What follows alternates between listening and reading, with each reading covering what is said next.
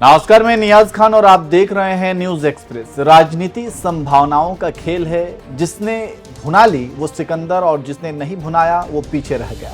पिछले 2 चुनाव में मोदी ने अपने बल पर नए सिरे से चुनाव लड़ा और सोशल मीडिया की ताकत को समझा और कांग्रेस की हालत खराब कर दी। लेकिन 2014 और 2019 में नरेंद्र मोदी का दांव चला, लेकिन 2024 में यही दांव नहीं चल पा रहा है और मोदी का नारा मोदी को ले डूब रहा है। देखिए रिपोर्ट।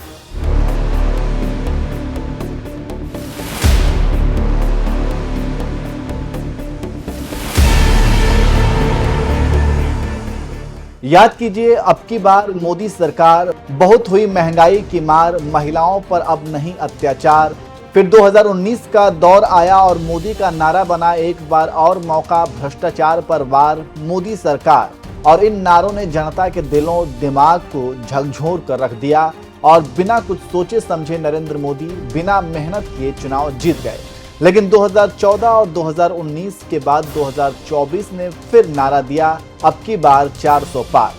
लेकिन यही नारा मोदी के गले की फांस बन गया और बैक फायर कर दिया है और मोदी और बीजेपी इस नारे से पीछे हट रहे हैं, क्योंकि कांग्रेस और विपक्ष ने मोदी के नारे की काट खोज ली है और राहुल गांधी, प्रियंका गांधी, अखिलेश यादव, तेजस्वी यादव जैसे नेता इसे उल्टा कर जनता के बीच में जा रहे हैं और हर रैली, हर रोड शो में कह रहे हैं कि अगर बीजेपी 400 सीटें जीती तो आरक्षण खत्म कर देगी, यूनिफॉर्म सिविल कोड लागू कर देगी। और यही डर दलितों, मुसलमानों के मन में बैठ गया है और इसका असर 2 चरणों में दिख रहा है।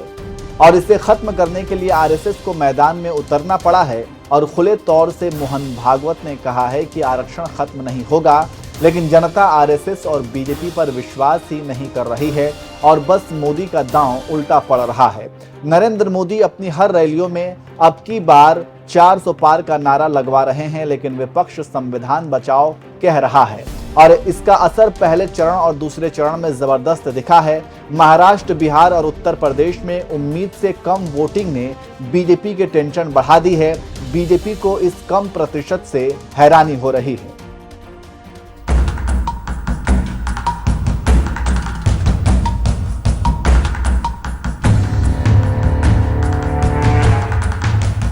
जानकारों की माने तो पहले फेज और दूसरे फेज में बीजेपी अपने ही नारे में फंस गई है।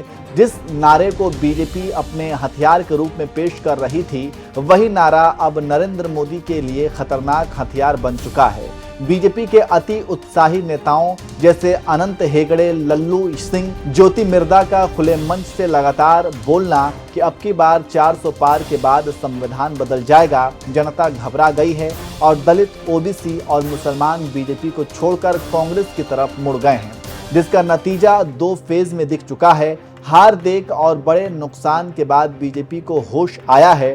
फिर अमित शाह, नरेंद्र मोदी और मोहन भागवत ने मोर्चा संभाला है और बार बार कह रहे हैं कि अगर भीमराव अंबेडकर भी आ गए तो संविधान नहीं बदलेगा। लेकिन जनता के बीच विपक्ष यानी कि इंडिया गठबंधन के नेता राहुल गांधी, प्रियंका गांधी, खड़गे, तेजस्वी यादव, ममता, उद्धव ठाकरे जनता से कह रहे हैं कि संविधान बदलेगा और जनता अपना रुख साफ कर दिया है और उसी का असर है कि अब बीजेपी अपने ही नारे से बैकफुट पर है। जानकारों की माने तो जिस तरह से 2 चरणों में मतदान हुए हैं, वो 400 पार के लक्ष्य तो दूर, वो बहुमत के आंकड़े 272 तक नहीं पहुंचने देंगे। बीजेपी अपने ही गढ़ में संविधान वाली बात पर पिछड़ रही है। जनता के दिल में डर बन गया है और वो अब बीजेपी को छोड़ इंडिया का रुख कर लिए हैं। इसलिए कहा जा रहा है कि बीजेपी के गले की फांस बन गया है 400 पार का नारा और उसका नतीजा दिख रहा है। बीजेपी के नेता खूब हाथ पैर मार रहे हैं, लेकिन जनता है कि अब सुनने को तैयार नहीं है। अब देखना होगा कि 4 जून को मोदी का नारा मोदी को कितना नुकसान पहुंचाया है, लेकिन 2 चरणों में नुकसान भारी हुआ है।